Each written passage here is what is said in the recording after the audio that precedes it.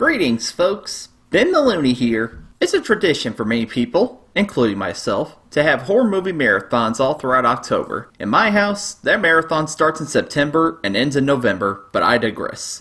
I've seen a lot of horror movies over the years, and it takes a special kind to please me. It takes an even specialer kind to be on my favorites list. Now, I have a couple of criteria for this video. No classic Universal monster movies. I consider those more as monster movies rather than horror movies, so as much as I love them, they're not on here. I'm also excluding horror comedies from this list. These movies have to be pure balls to the wall, scare the crap out of you horror movies. So, turn off your lights and hide under your covers. Here are my top 12 favorite horror movies.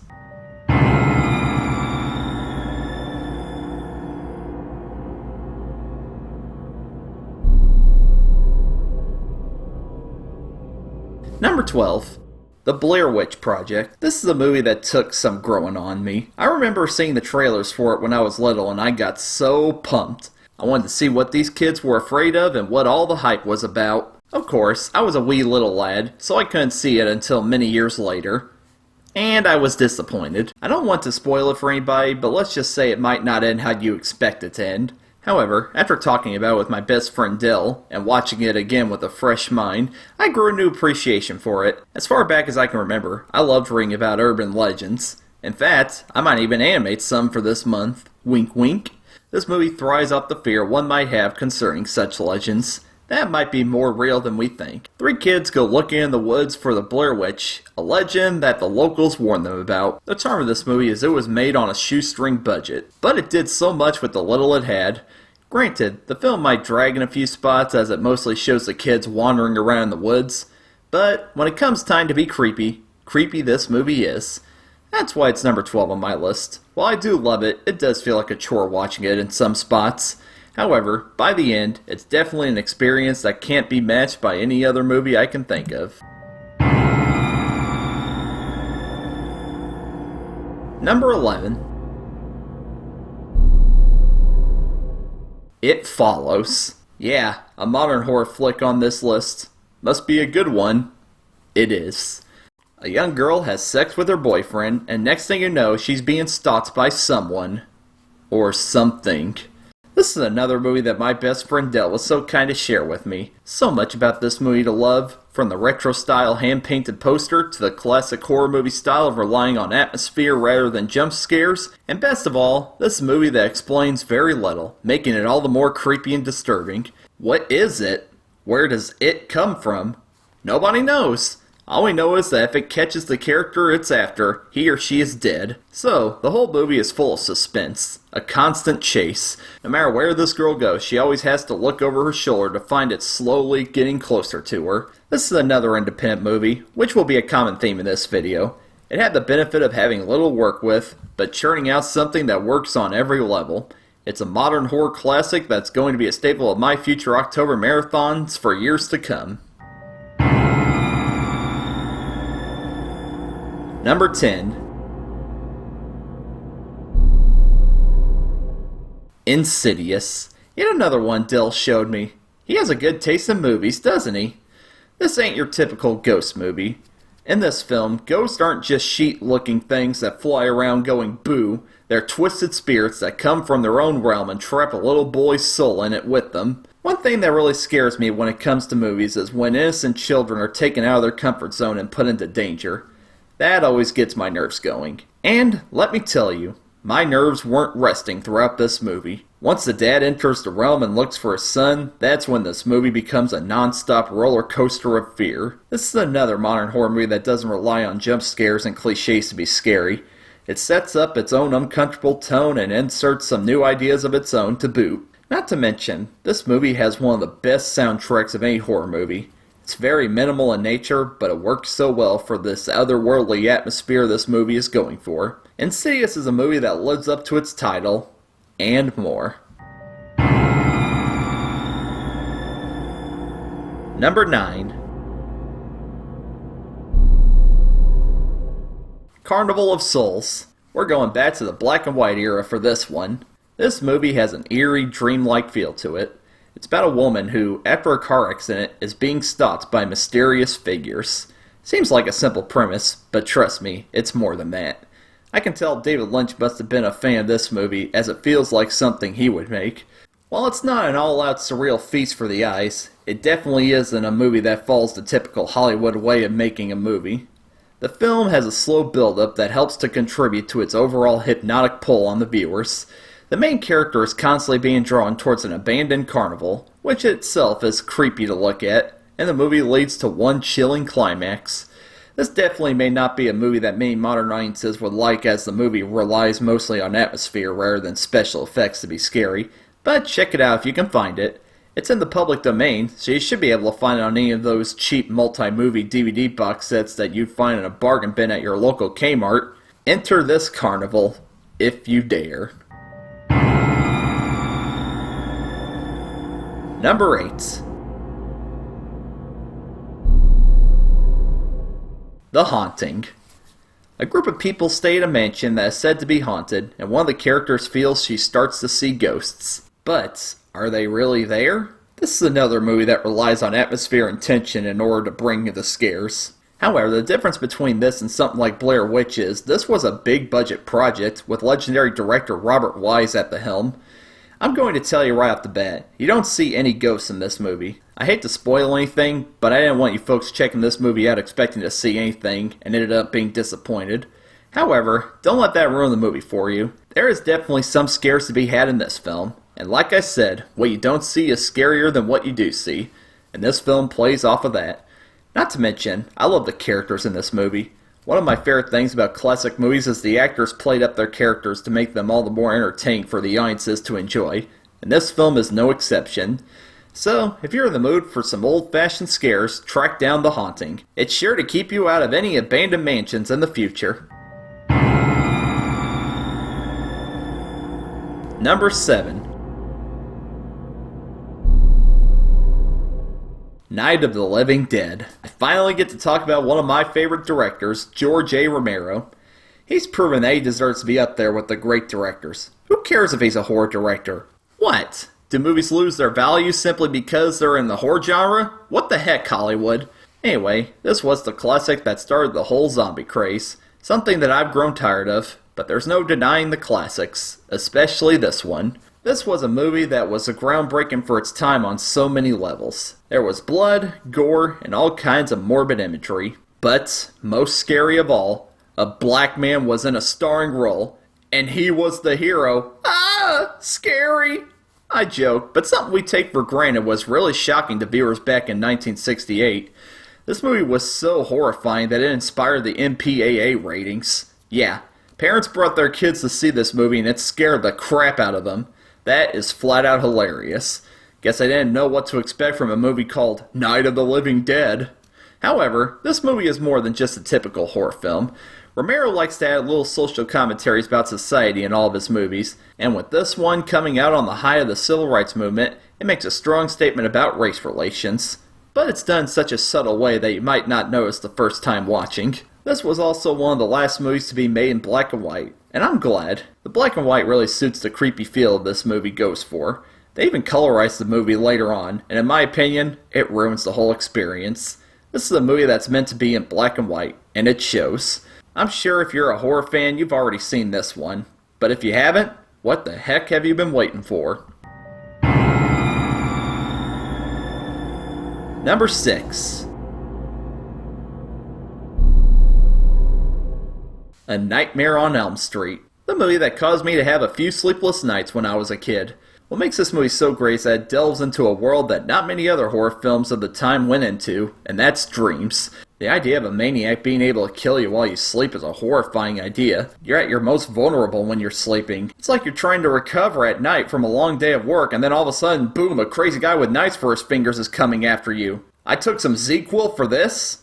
My favorite part of this movie is the dream sequences. I'm a sucker for media that deals with dreams, as the idea of dreams fascinate me. The film is able to take the idea and give it a creepy and disturbing spin. While the dream sequences got more creative as the movies went on, in this film, they're foggy, unsettling, and disturbing, and that all the more heightens this one's scare factor. While the film does have some cheesy moments that might offset younger viewers, it's still a horror classic that I try to watch every October, as it gave birth to one of the best villains, Freddy Krueger.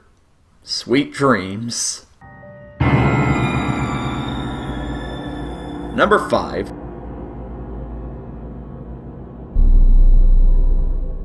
Suspiria. Roses are red, violets are blue, but the iris is the flower that will mean the end of it. Did that catch you off guard? Good. Quite possibly the most colorful horror film I've ever seen. Seriously, when I watch this movie, I feel like a little kid smeared a bunch of paint all over the film print. But the colorful cinematography of this film only offsets how disturbing and flat out gory it is. Don't even try to make me explain the plot to you. I don't even know what goes on, and I've seen it 3 times. I guess it's about a girl that goes to a dance academy that's really a coven of witches, but who cares? This movie is freaking terrifying. I'm sad to say that being an artist myself, it's easy for me to separate films from reality. This means that I've lost the ability to be afraid of horror movies because I know they're just movies. That being said, this is one horror film that actually came close to scaring the crap out of me as an adult. I think the plot being puzzling only heightens the uncomfortable and surreal atmosphere it's going for. It's directed by legendary horror filmmaker Dario Argento. Italian directors can get away with a lot more, and this movie is an example of that. It's relentless with its kills and its morbid imagery. And it quite possibly has the most gruesome death scene I've ever seen in any movie. My heart skips a beat every time I see it. So, if you can find it, track down Suspiria. That is, if you think you can handle it. Number 4. Dawn of the Dead. No, not the remake, the original. Again, directed by my man, George A. Romero. Want to know what I love about Romero's films? Once his movies get started, they get started. Right out the bat, this film starts out with zombies running amok and eating people. No explanation, no time to hold your breath. This movie grabs you and takes you on a ride, not showing any signs of stopping. The social statement in this movie is that of commercialism. A mall setting sets the comedic tone, comparing mall shoppers to zombies. While this movie has a lighter tone than Night of the Living Dead, it's still an overall busy and constantly suspenseful horror chiller. And also unlike Night of the Living Dead, the movie takes the gore and ups the ante with one of the biggest body counts in any film. The film may be over 2 hours long, but it doesn't feel that long as the characters are constantly on the move, constantly interacting with the dead, and when them killing zombies starts to get old, a biker gang led by horror icon Tom Savini gets in the fun, causing the movie to take another entertaining turn. This is one of the few movies I rented more than twice from the video store. I love it so much that it's not only one of my favorite horror movies, it's one of my favorite films of all time. It's the landmark zombie film that all other zombie films strive to be, with varying results. Dawn of the Dead. When there's no more room in hell, the dead shall walk the earth. Number 3. Texas Chainsaw Massacre. Who would have thought a movie with such a sleazy drive-in movie title would become one of the most celebrated and influential horror films of all time? Being a country boy, this movie feels personal to me as I can relate to the rural setting and overall barren feel this movie goes for. Miles from civilization, these kids find themselves trapped at the mercy of a cannibalistic madman wielding all kinds of weapons to dispose them with. What's great about this movie is how real it feels. 25 years before the Blair Witch Project, this is a movie that sold the fact that it actually happened. In a way, it kinda did, as Leatherface is based off of Wisconsin serial killer Ed Gein, who would make clothes out of the skin of his victims. The movie's low budget and grimy feel contribute to its appeal. A movie like this couldn't be made by Hollywood. It would be too polished and too pretty looking, which is probably why most of the sequels and remakes of it are... what's the word? Crap. Don't let the title fool you. This isn't the chainsaw bloodbath you'd expect. That's good, because gore does not a scary film make. This is a movie that's meant to make you feel disturbed because it introduces you to the world of country cannibals. Unlike movies that deal with the supernatural, which don't exist, this movie showcases the weirdos and freaks that we never want to run into in real life. When you're driving down a pleasant country road, you better hope your car doesn't break down. If it does, run. And hope those fellas behind you don't have an appetite for meat. Number 2. The Evil Dead. On the surface, this would seem like another derivative horror film. Ghosts and zombies have been done a million times before. Well, how about combining them together? Before Sam Raimi saved the superhero genre, which led to the oversaturation of these dang movies coming out every freaking weekend, he was saving the horror genre with his original Fright Fest that went from a cult film into $1 million franchise. I know, I said no horror comedy movies for this list. Well, while the Evil Dead movies took a more comedic turn as they continued, the first one is a straight-up horror classic. Does it have a few funny moments? Sure, but they don't overshadow the scares that it throws at us either. Talk about a movie that has little to work with. There were only 5 characters in this movie. That's it. 5 characters stuck in a cabin in the woods who become victims of supernatural spirits. Unlike a lot of low-budget films that can't afford a lot of makeup effects to show off monsters, this movie is a non-stop monster mash. Just when you think it's over, it not only keeps going, it tops itself with insanity. I rented this movie from the video store a few years back, knowing it was critically praised, but that wasn't enough to prepare me for how much fun I had with this film. For a movie made with potatoes, it sure ended up being much better than it needed to be, and I wouldn't want it any other way. To hell with that big budget Hollywood crapfest. See the original. If you don't like it, well, at least you gave it a chance. In the end, that's all I ask. I don't mind our moviegoers liking the remakes over the originals, just show respect to the classics. The Evil Dead. Join us. And my number 1 favorite horror film is...